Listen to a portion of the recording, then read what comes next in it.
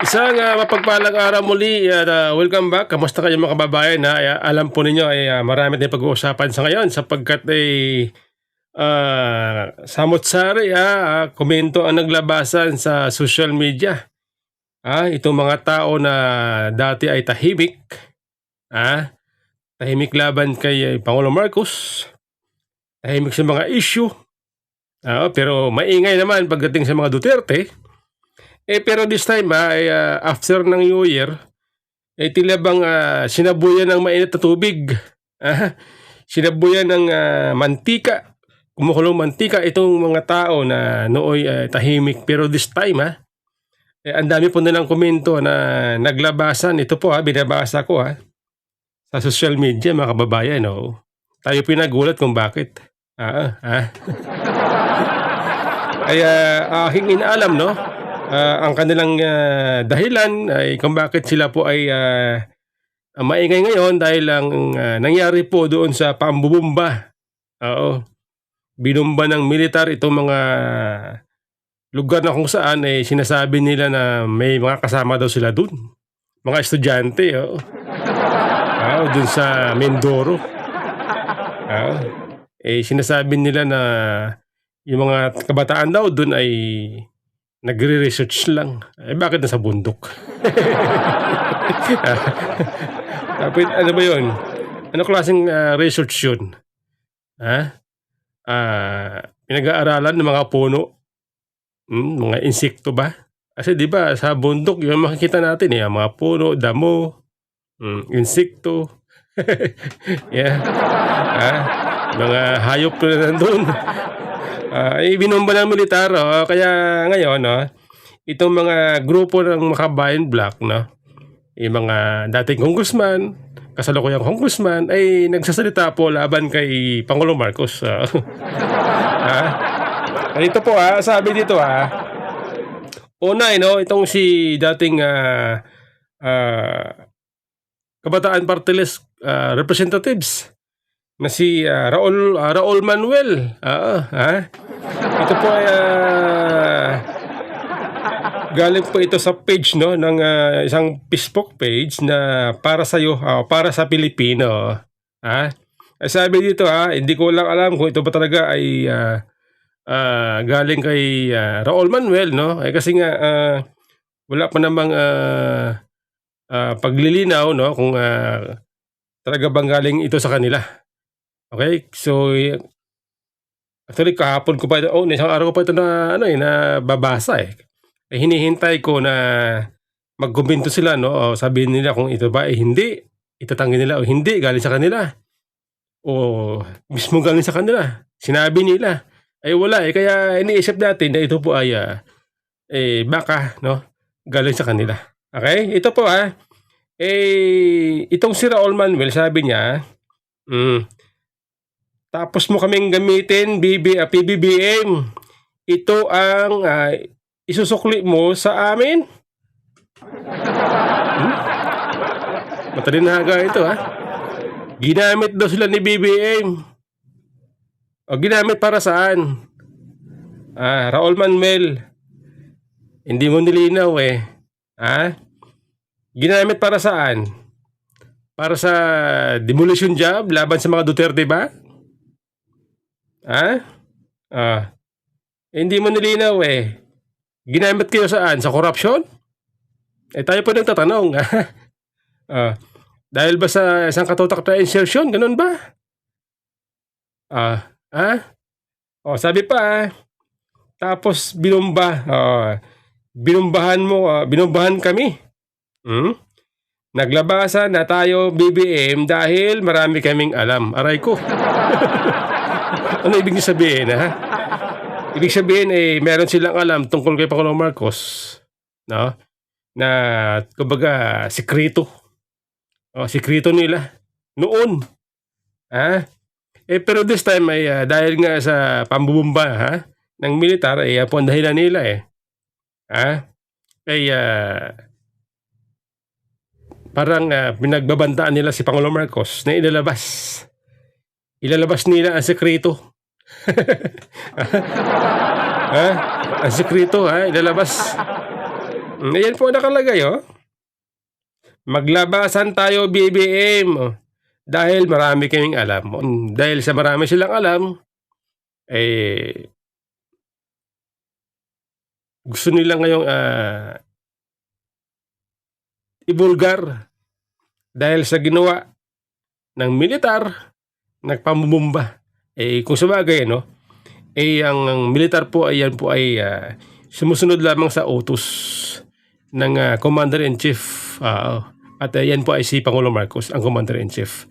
So kaya, ang kanilang binabalatan ngayon ay si Pangulong Marcos. Abangan natin kung ano ba ito mga alam ni si Raul Manuel na ano ba yung sekreto. Ito pa ito pa, marami pa tayong mga kababayan ito pa. Ito naman ay galing kay dating representatives. Joseph Stephen, ano ba to?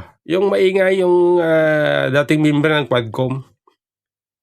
Stephen na ba't pa? Nakalimutan ko ang pangalan nito. Paduano. Yan, si Paduano pala. Sikat ito di ba? Sikat ito noong kasagsagan ng Quadcom. Kasi sila ito mga ano doon sila itong mga nangunguna sa Quadcom noon. Binabanatan nila mga Duterte, mga kakampi ng mga Duterte, inuupakan nila doon sa Quadcom. Okay? Ito naman sabi ni Paduano, ito po galing pa rin para sa Pilipino Facebook page. Sabi naman ni Paduano, hindi ba ninyo naintindihan ang pag-amin ni Marcos na siya ang nagsimula, siya ang tatapos? Ano yun? Ibig sabihin nun, yung corruption ba? Yung sinasabing in-expose ni BBM yung corruption. Sinabi niya, siya daw nagsimula. Tandaan ko yun So baka ito ang tinutukoy ni Paduano. Sila lang ang may hawak ng pondo at pinsan. Alam ng taas yan. Alam na naman natin yan noon pa. Sinabi niya ni BP Sara, di ba? Ang may hawak lang ng pondo. Kung sabagay no sinabi ni BP Sara noon, ang sabi ni BP Sara, ang may hawak ng pondo si Matano Valdez at si Saldico. Pero dito, sinasabi ni Paduano, sila lang ang may hawak ng pondo at pinsan alam ng taas yan. Nagsasalita na sila nilaglag na nila si BBM, nilaglag na nila. Okay, ito marami ito pa ito naman, nasabi naman itong si dating kasalukuyang congressman. Mula pa rin ito sa Facebook page na para sa Pilipino. Sabi ni Representative Percy Sidanya Akbayan, okay? Sabi niya, akala ba namin BBM na tatapusin na ang bangungot sa Pilipinas para mawala na ang mga Duterte? Interesting to parang lumalabas sa buwatan pa rin, sa buwatan. Parang lumalabas, no? Kung intindi natin yung kanya sinasabi, parang may sabuatan sila. Sabuatan na mawala ang mga Duterte. Dahil bangungot sa Pilipinas. Ang totoo niyan, ang mga Duterte, bangungot sa kanila. Sa kanila, hindi sa Pilipinas. Alam po natin yan sapagkat nakita naman natin ang serbisyo ng mga Duterte, ang resulta ng kanilang serbisyo, kanilang trabaho, performance, nakita natin sa Davao. At sa Pilipinas, noong si Pangulong Duterte ang presidente, at siyempre ngayon si BP Sara ay vice president, nakita natin ang serbisyo. Bagamat itong si BP Sara ay limited lamang ang kanyang budget, pero effective. Yung kanyang ginagawa ay talagang kung ano yung kailangan ng tao, nandoon naka-focus sa kanyang serbisyo. Kung ano yung kailangan ng tao, nandoon. Kumbaga, ang kanyang binibigay na serbisyo is sakto sa pangangailangan ng tao. Kahit limited lamang ang kanyang budget. Pero sabi dito bangungot daw. Bangungot sa Pilipinas ang mga Duterte. Kalokohan ito kayo bangungot sa inyo sapagkat kapag nakabalik o maupo si VP Sara bilang Pangulo sa 2028, bangungot talaga sa inyo yan. Bangungot sa inyo talaga siyempre bakit? Sabi niya, bakit kasamahan ko sa Mindoro ang hinulugan mo ng pampasabog? Ang bira ito. Maghiwalay na tayo ng landas. Sige, magkagatan kayo. Manonood kami. Tuwang-tuwa kami pa nagkagatan kayo So ibig sabihin mga babayan ito pa lang mga grupong ito at si Pangulong Marcos, meron silang nasikritong sabwatan. Nito mga grupo, mga taong ito. Kaya pala tahimik sila kahit matindi po ang issue laban sa administrasyon ngayon, tahimik sila.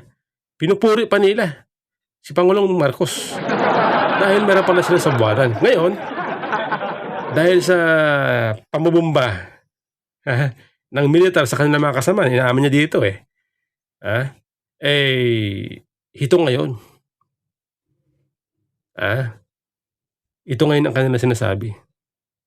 Parang kung intindi natin, parang binablackmail nila. Ibubulgar nila ang sikreto. Ayun na nakalagay ito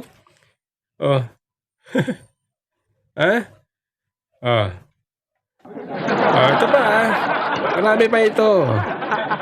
Ito naman ito naman galing naman di umano ito kasi binabasa ko lang galing po ito sa Facebook page na inuulit ko galing sa Facebook page na para sa Pilipino. Binabasa ko lang kaya hinihintay ko hinihintay ko na pabulaanan nila kung hindi totoo ito sinasabi, itong mga post na ito, mga komento na ito, wala silang pagtanggi. Kaya ibig sabihin, iniisip natin, galing sa kanila. Ito naman galing kay Rizon Tiberos. Nakalagay nga dito, representatives. Di ba si Tiberos ay senador? Okay, mali. May mali dito by something. Something wrong. There's something wrong. Nakalagay representatives Rizon Tiberos, pero si Rizon Tiberos ay senador. Hindi po siya congressman. Kinukorek po natin yan. Mali nakalagay dito. Sabi dito di umano.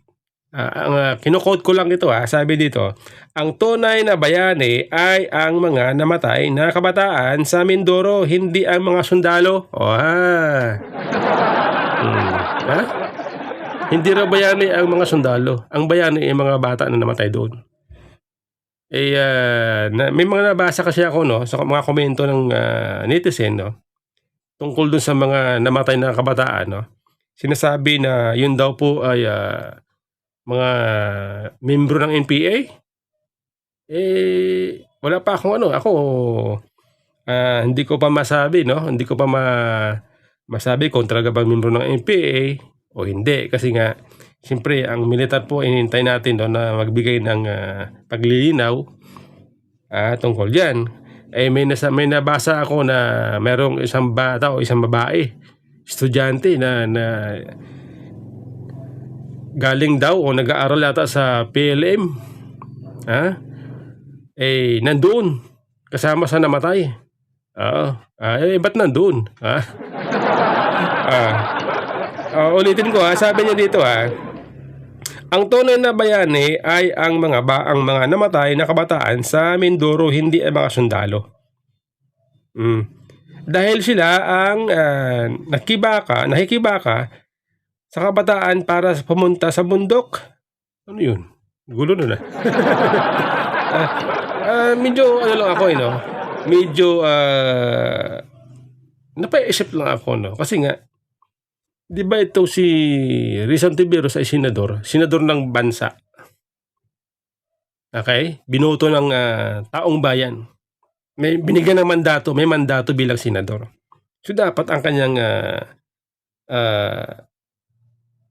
loyalty, ang kanyang sympathy nasa sundalo. Tagapagtanggol ng bansa. Tagapagprotekta ng bansa ang mga sundalo. Okay? Bakit sabi niya dito, ang tunay na bayani ay mga bata na namatay, hindi ang mga sundalo. Kaya napapaisip tayo, bakit? Bakit? Madam, ano ba? May connection ka ba? Meron ka bang connection sa komunista? Tayo po nagtatanong, hindi tayo nag-accuse, hindi tayo yung tawag doon, hindi tayo nag-red tag. Tayo po ay nagtatanong. Kasi nga, binabase natin ang kanilang mga sinasabi. Pinag-aaralan natin ang kanilang mga sinasabi. Oo. Ito pa. Ito naman galing din kay dating actors, representatives Franz Castro. Okay?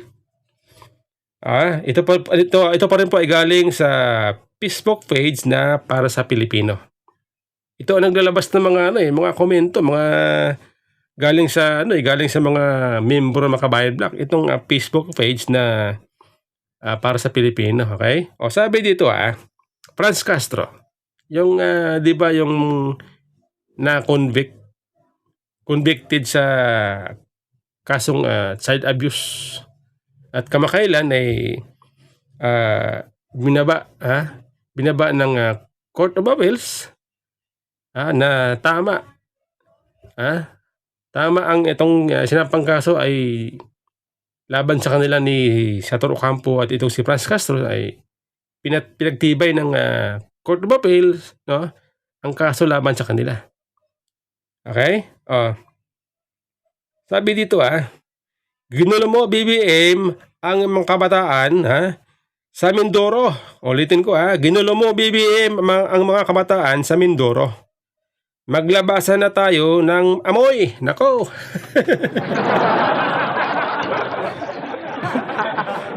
Ibig sabihin, katulad ng nabanggit ng iba, mayroon talagang sikreto ito si Pangulong Marcos at sila. Ngayon, iniisip ko, anong sikreto itong tinutukoy nila?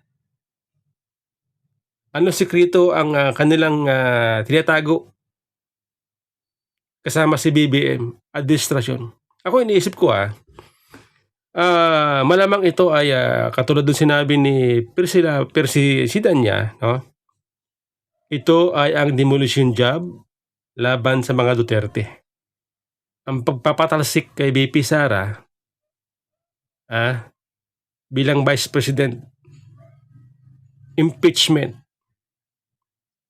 Okay, kaya tuloy naisip ko, di ba last year nung kasagsagan ng impeachment laban kay BP Sara, sabi ni Pangulong Marcos, wala daw siya alam sa impeachment nito laban kay BP Sara. Pero this time,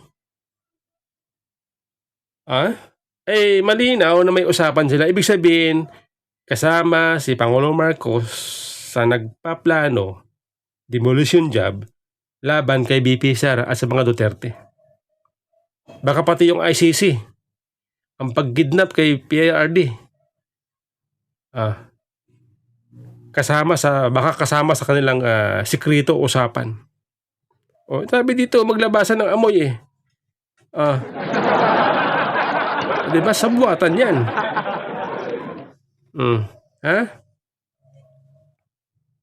Pati itong mga diba, napapabalita noon na ang bawat congressman ay napumirma sa impeachment laban kay BP Sara ay meron tig 150 million.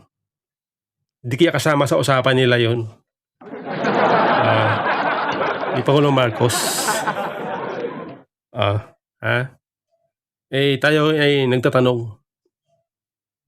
Tayo ay nagtatanong kung ano ba yung mga usapan nila. Kasi puro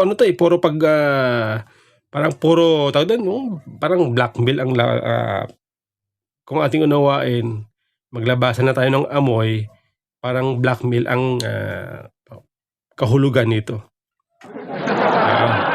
Blackmail. Parang ganun ang lumalabas. Oo.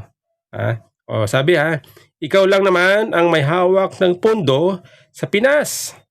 Lahat ng pag-utos mo sinunod namin. Ayan.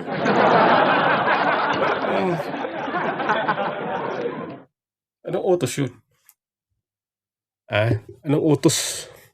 Anong inutos ni Pangulong Marcos na sinunod nila? Parang pasekreto. Maglabasan na tayo ng amoy. Sabi dito sabi nung isa naman, si Raul Manuel, marami kaming alam. Lahat ay inutos mo, sinunod namin. Talagang dito ngayon, napapatunayan na magsabwatan talaga sila. Sabwatan talaga. Martin Romualdez, BBM, mga congressman. Sila. Nagkakasabwat sila. Para mawala ang mga Duterte. Ang tanong, ano klaseng mawala? Sa Pilipinas? Dadalhin saan ba dadalhin? Kasi ayan ang kanina nababanggit ni nababanggit ni si Danya. Para daw mawala ang salot o ang bangungot. Ano ba yun? Para daw mawala ang bangungot ng Pilipinas na ang mga Duterte. Ano gawin nila sa mga Duterte? Ikulong? Ikulong? Dalhin sa ICC tulad ng ginawa nila kay Pangulong Duterte. Yan ba?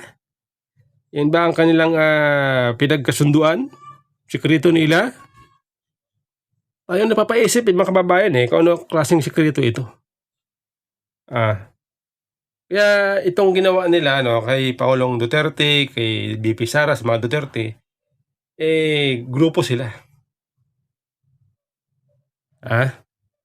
Talagang random natin na hindi lang kakampings ang bumabanat, kasama dyan itong mga makabayan block at administration ang bumabanat sa mga Duterte, ang naninira sa mga Duterte.